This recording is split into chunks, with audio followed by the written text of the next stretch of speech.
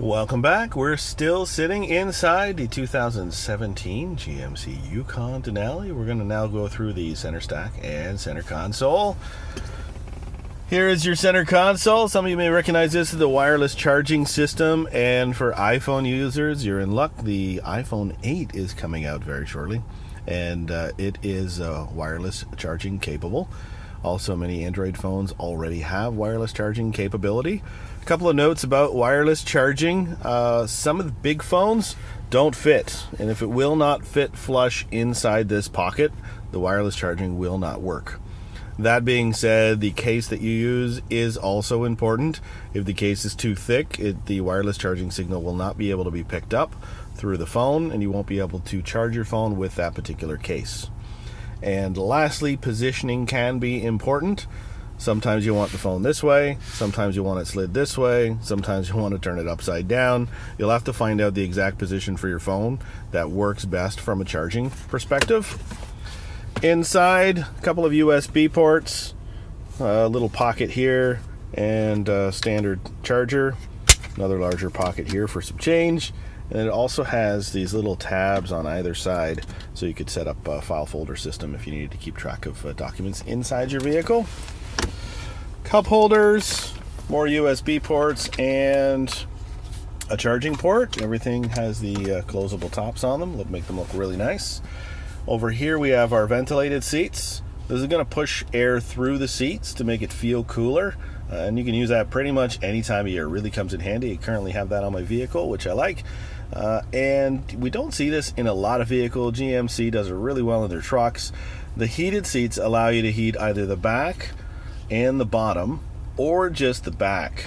And the back does really come in handy even in those summer months after a round of golf or playing hockey, or you just want that little extra heat on your back to make you feel a little more comfortable.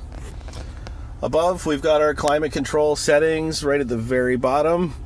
Our auto climate, this is for the rear climate control. We can set our temperature to what we want to have it on.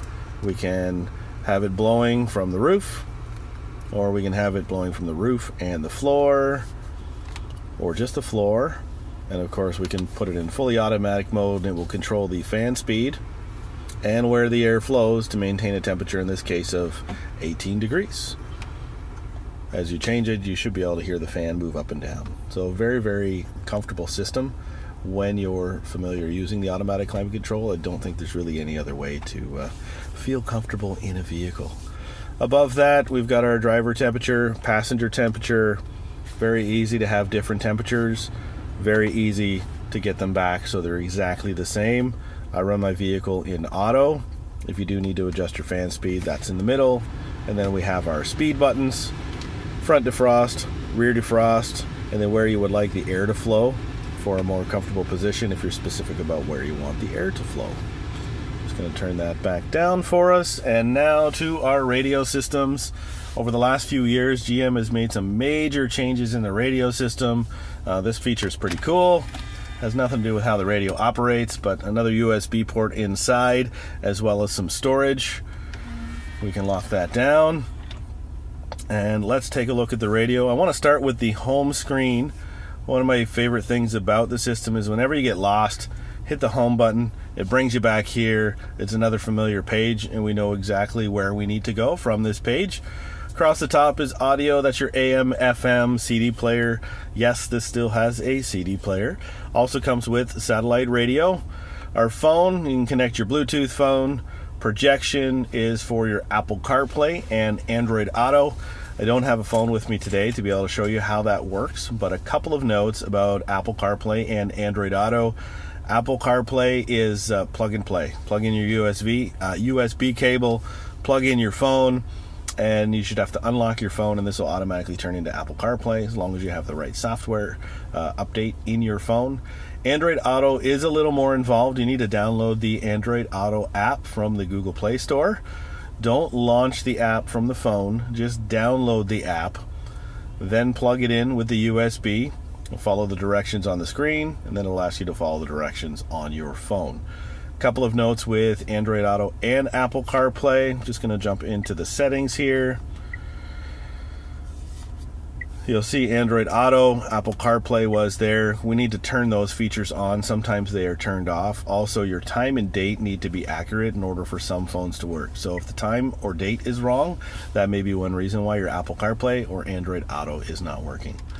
Going back to the home button, over here we've got, I've talked about Apple CarPlay, onboard navigation, settings, video for your rear DVD, text messages, OnStar, and on page 2 we've got traffic if you're an XM subscriber, as well as shopping. Shopping right now has very limited options available, but it is going to expand. Down at the bottom is a little menu button. Depending on what screen you're on, different options will show up, and there are different things you can program in those menu buttons. Speaking of what we can program, I'm going to go into our navigation. We're going to enter a destination, and I want to go to a point of interest. So select POI. I want to do one nearby, and Starbucks coffee seems to be familiar. And there's not one on every corner. I'm going to hit go. And this is now looking for the closest Starbucks locations to my current location. You can see there's 5 of them showing up on the screen, all within 5 kilometers. I know where they are because I'm in town right now, but when I travel, I can't always find them. So I'm just going to hit this button here, and I'm going to program in a Starbucks button. So again, back on my home screen, listening to the music, and I decide I want to grab a coffee. Hit the Starbucks button. It will pull up the closest Starbucks locations to your current location. Pick one and hit go. So now you've got a Starbucks location in your truck. Pretty cool feature, one that I do find cool and useful. We'll go back to our home screen. So we've talked a little bit about audio. This is your main audio page. All of your favorites along the bottom. You'll notice there's 2 little white dots here. We've got the numbered 1 to 5. As I swipe across, now I've got 6 to 10, and as you run out of space, they will add more. I believe this vehicle does up to 60 presets, and it may sound like a lot, but if everybody has a page of 5, you've got XM radio, AM radio, you've got destinations like we just did with Starbucks, you've also got phone numbers that can be programmed in there. It's a very, very comprehensive, fun to use system when it comes to your phone. When it comes to your radio system. Across the top, I like to call these our speed buttons. Instead of going back to the home page, you've got audio, phone, navigation, text messages, and video. We can just push that button and go. I'll get into video a little more in another video, as I don't have a Blu-ray or DVD with me today. Back to our home menu. Just want to talk a little bit about settings. You can't mess anything up in here. So I would suggest going through and playing around with different options to find out where you want everything to be. Rear camera, for example. Our rear camera has guidance lines that'll tell you where the vehicle is going or tracking. You can turn those off if you find they get in the way. Rear parking symbols, same type of thing. If something's in your way, there'll be a symbol that shows up. The ones I usually make changes to, if we can go into vehicle, and lock remote. Oops, those are already turned on. So it's already set up where your cooled seats will come on in the summertime, your heated seats will come on in the wintertime. You can change those settings if you want to. We want to get into door locks. Well, the vehicle comes equipped from the factory only opening the driver door. Most people have more than one person in the car on a regular basis, so I've just programmed it to open all of the doors when you are unlocking. We're going to go to passive door unlock, all doors, passive door lock. There's 3 different ways you can set up the vehicle. Firstly, you can lock the car manually, like you've done in the past with every other vehicle you've most likely had.